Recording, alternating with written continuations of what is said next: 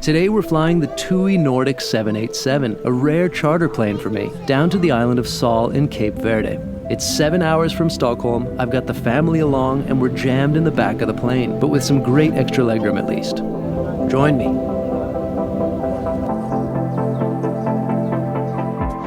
Well, hi folks.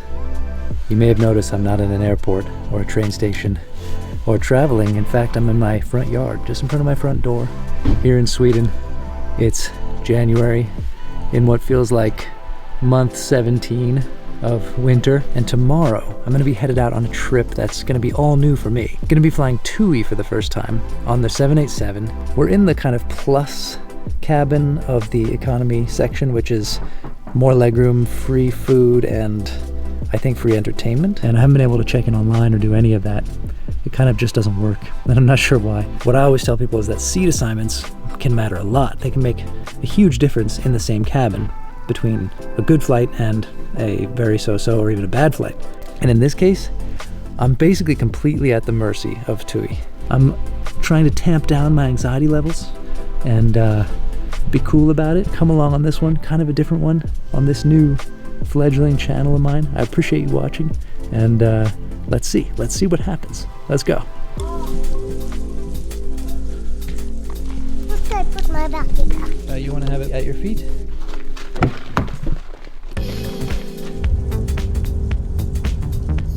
A little faster. Why? The airport is a dream to pass through today, especially compared to last summer. Although the one thing that seemed busy was the special baggage drop-off at SAS and Starlines. Everybody dropping off ski bags, so keep that in mind. If you're doing skiing, that could take a while. Otherwise though, super smooth.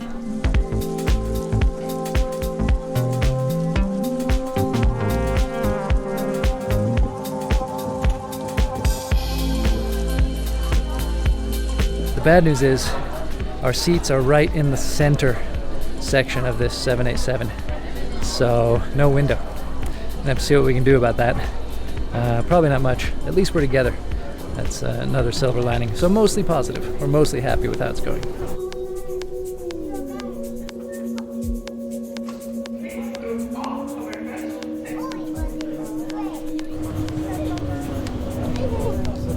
Okay, thank you so much.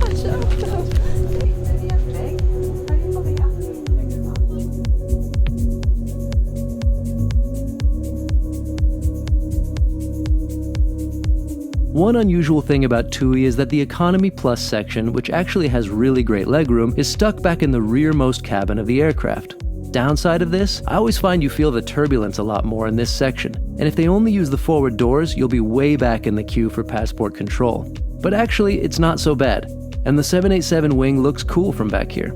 That is, if you manage to get a window, unlike me. IFE has just enough selection, I think. There are several kids' movies, plus a few things grown-ups can enjoy too. I really like how Pokemon Pikachu Detective is listed under classics.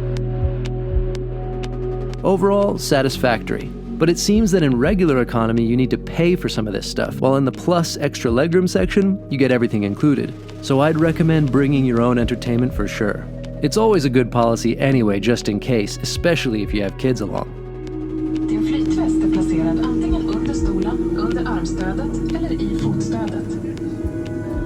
Dra den över huvudet. Dra banden runt midjan och fäst spänn. Here's my best attempt at capturing the takeoff.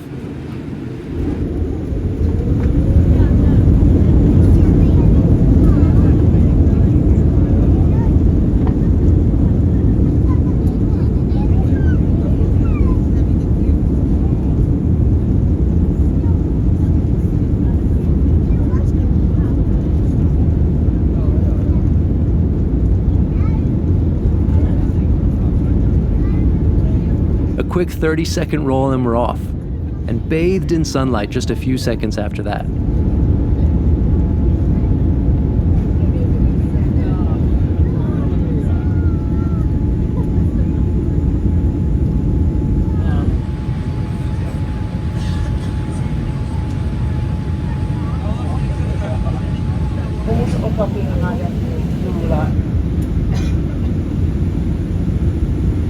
Med Mina damer och herrar, så har vi lämnat Stockholm Arlanda bakom oss och vi kommer att landa till Kap Verde kvart över 3 på eftermiddagen och det är alltså lokal tid. On TUI you get sunshine 12 seconds after liftoff. You don't have to wait the 6.5 hours to get to Cape Verde.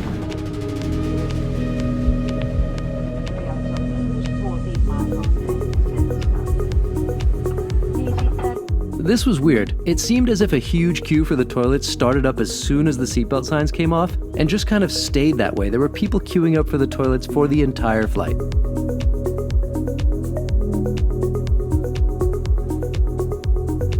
And then they put the mood lighting on turbo mode, but I'm all for that.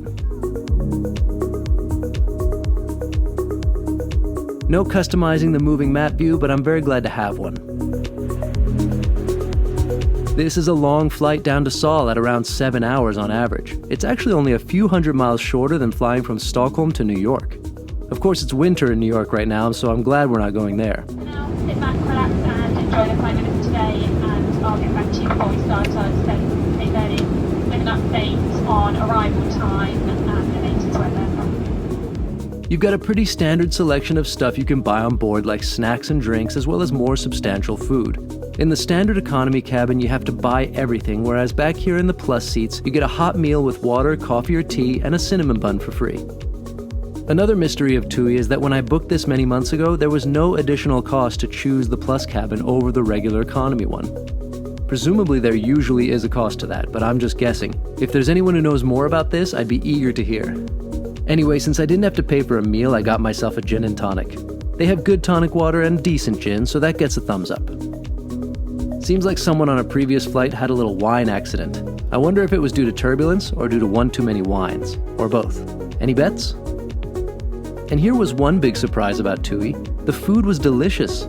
Sure, it's an economy meal, the portions aren't enormous, and this is not luxury dining, but the quality was way better than expected. Seriously. The bread was almost to French standards, I would say.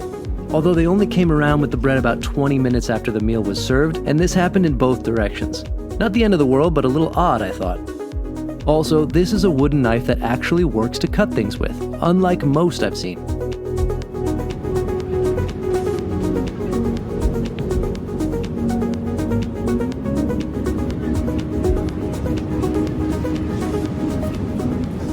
Labs are pretty good, and I hadn't ever really paid attention to these cute little single cigarette ashtrays on the 787. Funny thing, the smoke alarm actually went off in this bathroom later in the flight.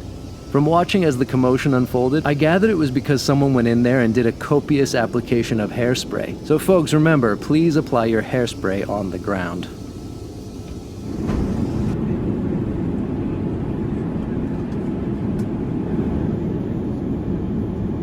A lot of positive things to say about this flight. You have actually really good food during the meal service. It took a little while for them to get around to everyone, but they served the kids first, and then they served a really delicious meal, actually really good bread and everything. Really thoroughly impressed, much better than I would have expected.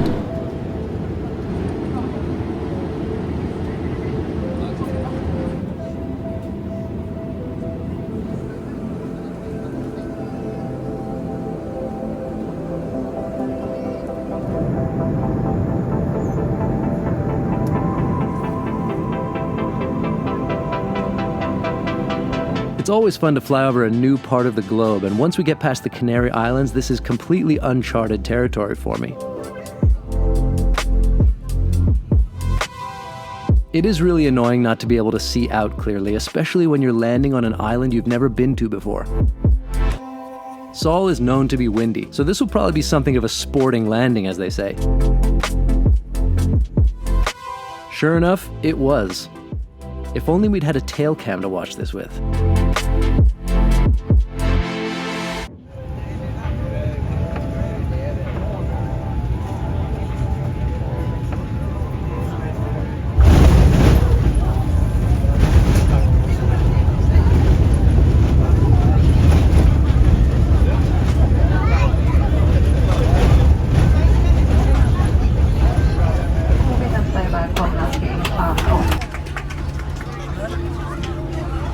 Anyway, I was really impressed by TUI, and even though the 787 can feel pretty crammed with its 3x3x3 configuration in the back, the extra legroom in Dreamliner Plus gives you that necessary added bit of breathing room to make it pretty tolerable. Plus, the 787 is just a lovely aircraft to fly in general.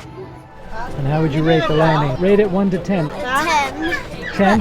Yeah, but like in the beginning I was like, wait, is the plane crashing or what's happening? And then I was like, oh, this is so fun. So I can fully recommend this as a way to get to sunny spots from the cold north. Now, if they could just improve their IT a bit so that I can select a window seat at check-in, that would be fantastic.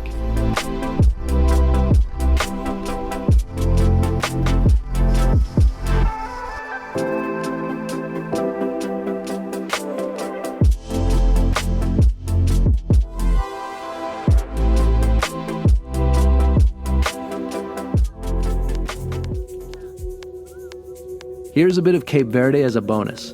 Some things to know in brief. Sol is primarily a tourist island, and that comes with its own issues. Prices in Santa Maria near a lot of the big resorts are similar to Northern Europe for things like restaurants and so on. So you're not going to save much money by leaving the hotel, though in a place with a lot of all-inclusive packages being sold, it's good to support local businesses. It can be very windy, but the beach is gorgeous, and the fact that it has more reliably warm and sunny weather than the Canary Islands, for example, might make it worth flying those extra couple of hours from Europe.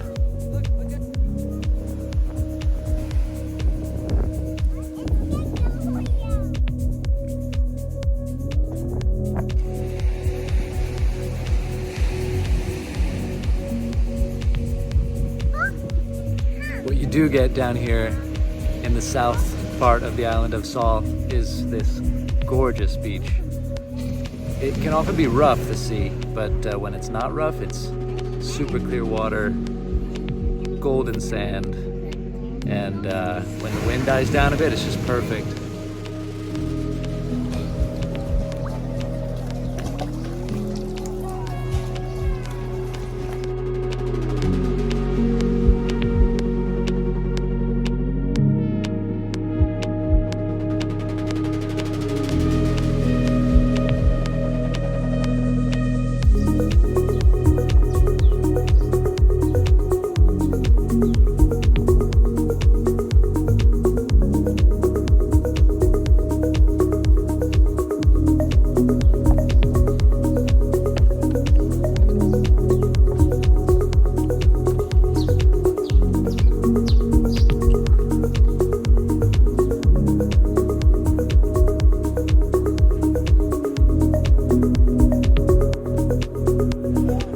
Oh, and this here is the best ice cream place on Sol for sure. Italian level quality, I promise.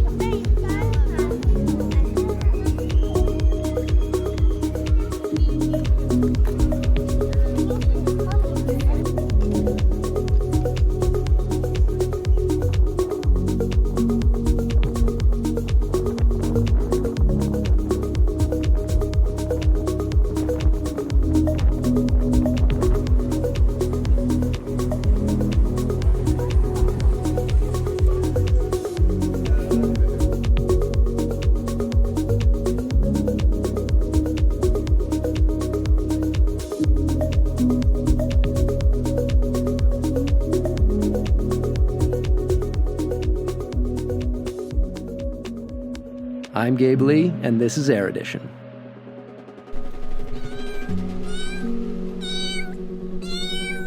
The cat just say many things in the camera. Obrigado.